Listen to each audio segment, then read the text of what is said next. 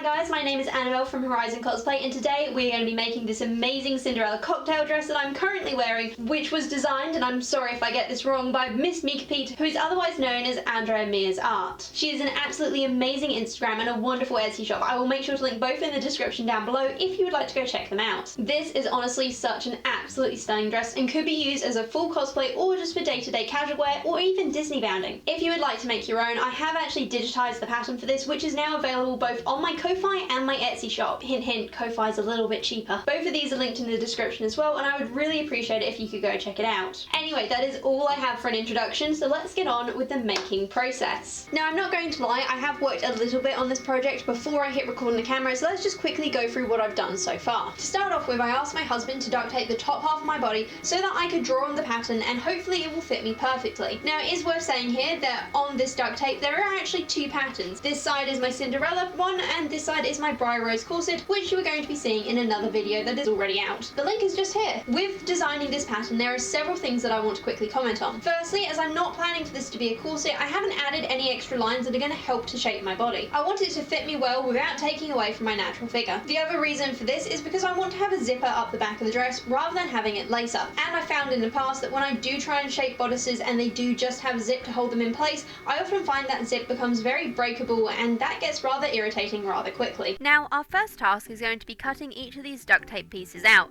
making sure they can lay flat and adding seam allowance. When tracing my pattern pieces out, I often use old wrapping paper, preferably the thicker stuff, but as we're still in lockdown and I'm running low, I've resorted to using my nice Christmas dinosaurs. Once the pieces are all traced out using one colour of pen, in this instance I am using yellow, then I get a ruler and go around to mark the points where I can add the 1 cm seam allowance in another colour. This way, if I need to make adjustments later on, I can easily tell where the original pattern piece begins and ends. As I've mentioned in a few videos now, my mock-up fabric is running worryingly low, and without access to charity shops, getting more has proved a rather big challenge. So I fussed around off camera piecing together bits for a mock-up, and this is what I came up with. You might be wondering what the weird ruffle is at the bottom. I didn't have enough fabric to make a full mock-up of the skirt, so I just did the top few inches to check the fit of it onto the rest of the dress. Ooh, things are getting exciting! The first thing I'm doing is folding my fabric in half to create a double layer before cutting out all my bodice pieces on the straight grain. I also made sure to cut the centre front piece on the fold, and because I'm double layering my centre front using a slightly different fabric as the top piece to create that slight colour change that we can see in the picture, I cut out 2 of these pieces. Also, if your husband, partner, pet or child suddenly becomes very clingy during this time,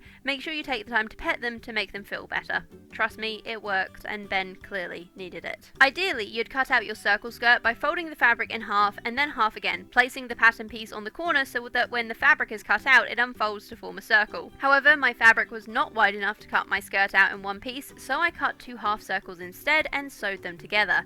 And last but not least, I made sure to cut out my 2 sleeve pieces, making sure to place them on the bias to get a better drape. Repeat all those cutting steps out for the lining if you haven't already made it, and I'm using an old bedsheet for mine. I then basted the 2 top layers of my centre front panel together just so that I could use them as one piece. After that, all the bodice pieces were pinned together, and this is also the moment I realised how slippery my lovely fabric was. No regrets on the choice of course, but it did turn out to be a lot harder to work with than I originally anticipated. Once everything was pinned, it was time to get sewing. I made sure my blue thread matched my fabric as much as possible, then stitched the bodice panels together with a 1 cm seam allowance. Not forgetting to overlock those raw edges after you're done, of course, we don't need them poking out and fraying, do we? I then ironed the seams flat, going towards the back of the dress, then pinned them in place. And if you notice that I'm taking a lot of pictures for this project, I have 2 reasons for that. One, this pattern is going to come with a full set of instructions for the first time ever, and instructions often need some visual representation. And 2, if you've seen my Instagram, you may have noticed that up until about a month ago, it was getting very neglected, so this is a double attempt to post more in my stories and make collages to go on my main page. So please do check out the Instagram, especially if you want to be notified of sales of my patterns, as there is definitely one of them happening soon, and I don't want you all to miss out. We are now onto the top stitching. Here I reduced my seam allowance to either half or 1/4 centimeters, I honestly can't quite remember, then went over the pressed and pinned seams from the front to keep them in place. Though I definitely missed a few seam edges, most of them caught and were held down, plus I just love the look of top stitching. It adds some small but very nice detail on what was going to be quite a plain dress. Taking the 2 shoulder pieces, I folded them in half lengthways, pinned, sewed and overlocked along that long side to form a tube, and then turned it inside out, or outside in, depending on your perspective. The point is, it makes it the right way around, at which point I then ironed my tube flat with the seam allowance at the bottom of the sleeve. Also, I purposely made my sleeves too long as this pattern was a test and I'd rather go too long than too short, but it worked out fine in the end. Alright, now to get that lining and add the boning channels all along the seam lines. I did mine by making a second lining layer to go on top of my mock-up, and pinning them together I sewed the boning channels into them using matching white thread. To be honest, the two layers were also because my fabric was a little more see-through than I initially expected, and I wanted that little extra guarantee of modesty, but it worked out all the same in the end. So I thought you guys might like to have a laugh at how I make my bias binding when the fabric is incredibly slippery. So basically what I do is I pin all the fabric down and draw out the lines, and once the lines are drawn I pin it to keep it in place so that I can make sure I cut straight, and this is what it looks like. And yes, I do use my carpet because it's the easiest thing to use when doing large pieces of fabric. Once the bias binding was cut out, I used some pins and an iron to put it into the correct shape, only to realise that I had made it way too thin. Well, at least I can keep this stuff for another project, but for now let's whip up some more usable stuff off camera. See this, guys?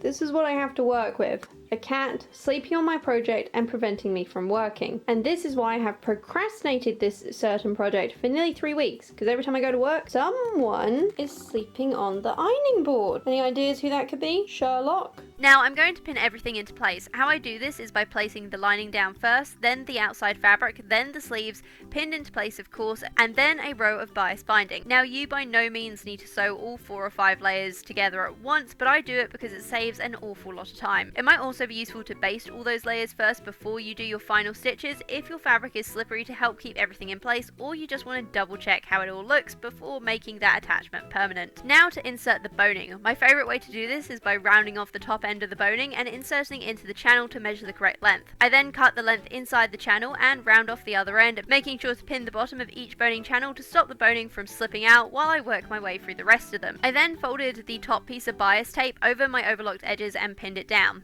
I then spent some time hand stitching it onto the lining with very small stitches. If I'd really wanted to, I probably could have made them pretty much invisible. However, to be honest, I just couldn't be bothered with this, as this project was proving to take a lot longer than I initially thought. I've also honestly procrastinated on this dress for so long that, to be honest, I was just at the point where I wanted to get it done, and invisible stitches were not the quickest and most effective way to make that happen. Having said that, once the tape was all sewn down and pinned onto the mannequin with the skirt pinned below, I suddenly realised how nice this was going to be and got rather excited about the whole thing, which of course was when I had to go out and actually take a break. Ugh, talk about timing.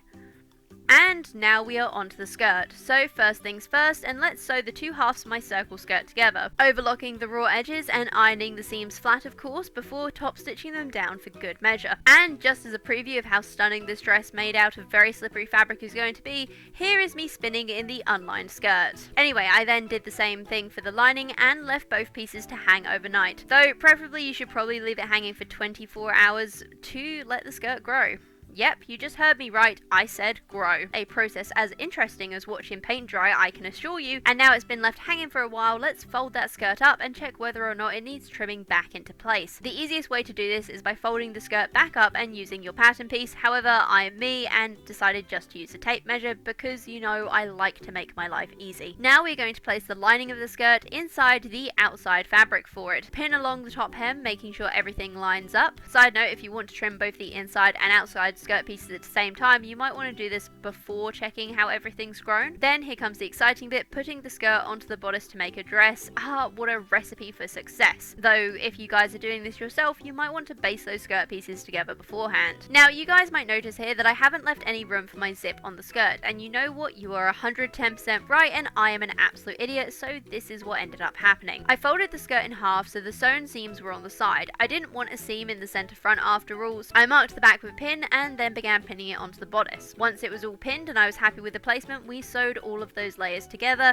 thus creating an actual dress. I then lined up the zip with the back seam and measured how far down I needed to cut. A quick snip of the scissors and we had it done, and with that it was time to overlock those last few raw edges. With the waist seam I ironed it flat and hand stitched it onto the lining before covering the seam with some of that small bias binding I accidentally made. And now to attach the zip.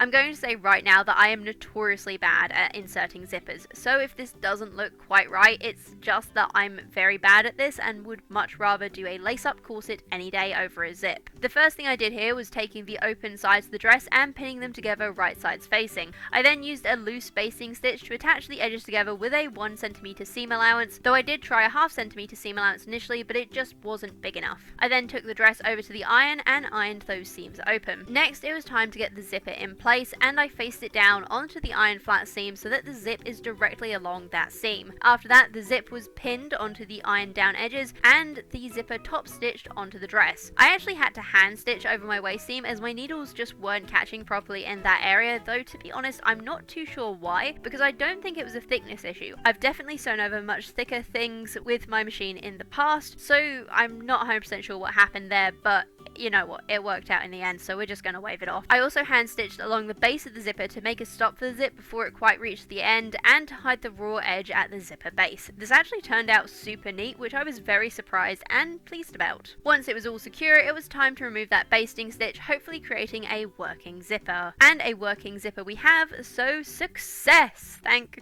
God! Honestly, that zip was my least favourite part of this whole project, and you guys have no idea how happy I am that it is now done. Anyway, now you might notice my zip is actually a little bit too long for my dress, so what I'm going to do is take my zip down to my waist seam and then hand stitch over the top of each zip to create a zip stop at the top before trimming the zip down to the correct length. To stop the fabric part of the zip from fraying, I'm just going to use a touch of fabric glue before hand stitching the zip down to the lining of the dress. And of course, I just had to add a hook and eye at the top to help stop the zip from opening itself up, because let's face it, if that did happen, it would be highly embarrassing. And now there's only one thing left to do, hemming that skirt. Now, originally I was planning to attach the outer skirt to the lining so that it was one piece. However, when trying it on, Ben suggested leaving the base of each layer loose as the movement was so much nicer, and because I rather liked this idea of his, I no longer needed all that bias binding I spent so much time making. So today we are going to try using my rolled hem foot on my machine. To be honest, I've only ever used this once before, typically when I was altering something for a friend, because why experiment with your own clothes when you can do it on other people's? It worked out alright, though for some reason the front of my dress ended up being longer than the back, which was a little frustrating,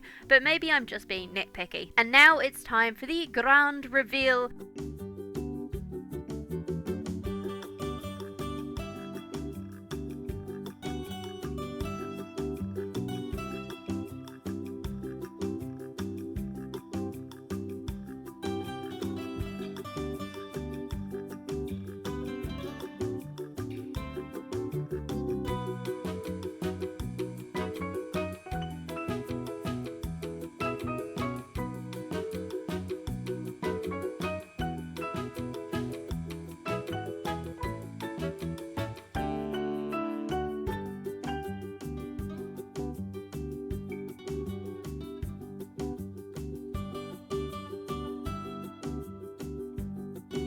Well guys, what do you think? I personally am so in love with this dress. It is ridiculous. This is just gorgeous, it's comfy, it's perfect. It has the best skirt movement that I think I have ever had in anything that I've made. If you guys like this dress, please do remember that the pattern is currently available on my Etsy shop. The link is in the description down below. It is the first pattern that I've ever had instructions included with, so I'm a little bit nervous about it, but I think you guys are going to find it really handy. After all, why wouldn't you want a lovely Disney-bounding Cinderella style cocktail dress? Clearly they look fantastic. And one other thing that I definitely did, which I love, is that the top of this dress is basically a corset. It's boned, it's supportive, and I made it specifically so I didn't have to wear a bra with it. The main reason I didn't want to wear a bra with this dress was simply that because of the off-the-shoulder style, I kind of struggle with strapless bras. I find them quite uncomfortable. I often find they slip down, so I'd rather just build the corset into the dress so that I don't have to wear one at all. And so far, success! Otherwise guys, that will be it for today. Thank you so much for joining me on this lovely journey, and also thank you so much to, I hope I pronounced this right, MissMikopete for letting me cosplay her beautiful illustration. I will be back next Wednesday with another video, and it is an exciting one, so make sure you subscribe so you don't miss out, and make sure also to turn on that little notification bell. Otherwise, please do remember to like this video if you enjoyed it, and leave a comment if, well, you have something to say. Personally, I see this as the first outfit of many Disney bounding outfits that I hope to make for everyday casual use, so if you guys have a suggestion of who you'd like me to see next, I'd really like you to leave it in the comments down below. Otherwise guys, have a beautiful day, and I will see you next Wednesday. Bye!